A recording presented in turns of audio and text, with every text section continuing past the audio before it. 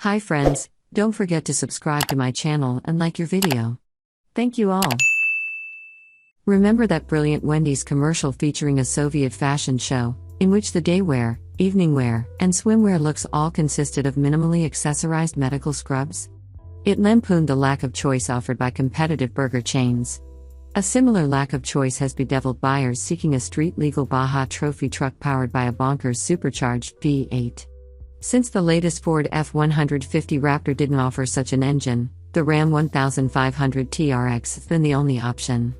Well, Ford has finally evolved its F-150 Raptor with a truckified version of the Mustang Shelby GT500's Predator V8. With less displacement, power, and torque than the TRX, can this 2023 Ford F-150 Raptor or Predator keep from becoming prey? To give us some idea, Ford invited us to the Silver Lake sand dunes on Michigan's west coast to thrash its would-be apex predator. Ford is offering a real alternative here: technical finesse versus Ram's brute force. Ford's 5.2-liter Predator motor, as configured for towing and hauling, 8,700 and 1,400 pounds, produces 99.7% of the power and 98.5% of the torque of Ram's Hemi from just 83.9% of the displacement. It manages this in part by leveraging a modern dual overhead cam valvetrain that spins 14.8% faster than the Ram's pushrod mill, and by fitting a 10.4% larger Eaton blower huffing up 3.4% higher peak boost pressure. It's no surprise that these two engines sound completely different. Ford's Predator, which can be enjoyed at any of 4 exhaust volume settings, sings a much higher pitched and more frenetic song that sounds worlds better than the non-R's EcoBoost V6. And although the Ford may sound higher strung than the Ram, we got no sense of it being any less torquey at the lower end. That's because tuning changes and a smaller supercharger pulley have added 25% to the total area under the Shelby's torque curve, mostly at the lower end. We'll be strapping our test gear to a Raptor R very soon. Then we'll know just how much quicker the lighter, aluminum-bodied, 10-speed F-150 Raptor R likely is than the TRX. It'll be a difference you may be hard-pressed to care much about, as both of these things launch like monsters. Their soft suspensions allow the rear ends of each to squat substantially. In the Raptor R, as the front end struggles to deliver torque to pavement in this lightened state, we felt a bit more torque steer than we recall from the TRX. Sport mode even orders up a modicum of overfueling to deliver those wonderful little overrun backfires and pops. But although we expect Raptor R to outsprint the heavier TRX, if the chase is long enough and smooth enough to allow each truck to sustain its governed top speed, the Ram will chase down the Ford because its tires are rated for 118 miles per hour, 6 miles per hour faster than the Raptor's. The EPA has yet to rate the Raptor R, but we drove one set of Raptor Rs to and from the hotel at 80 miles per hour on the freeway through driving rain and wind, and then hooned a different set on the dunes with their beadlock tires aired down to 14 pounds per square inch. The trip computers on each reported around 10.5 miles per gallon.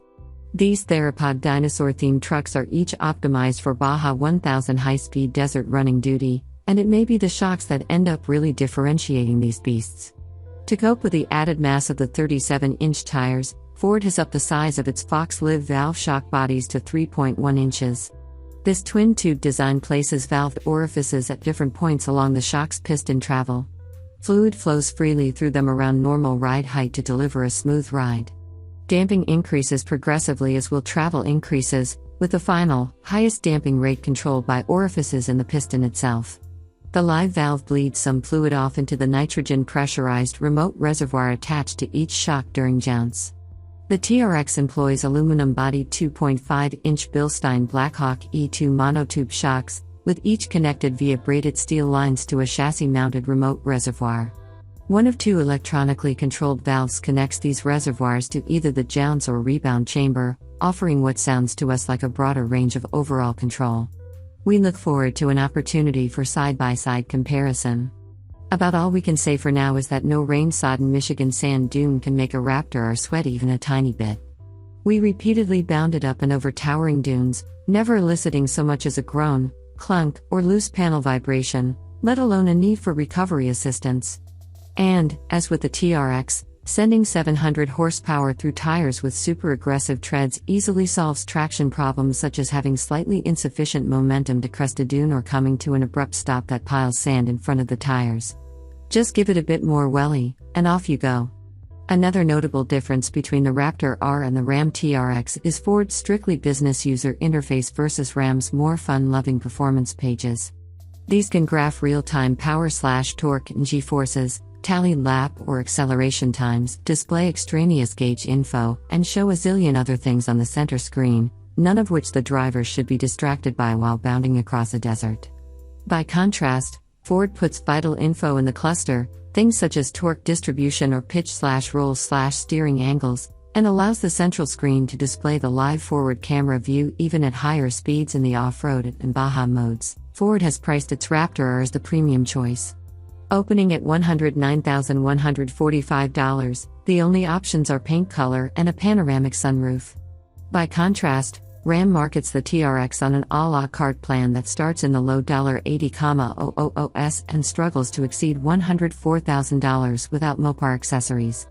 What price, fashion, or how much quicker will the R need to be for you to justify the cost difference?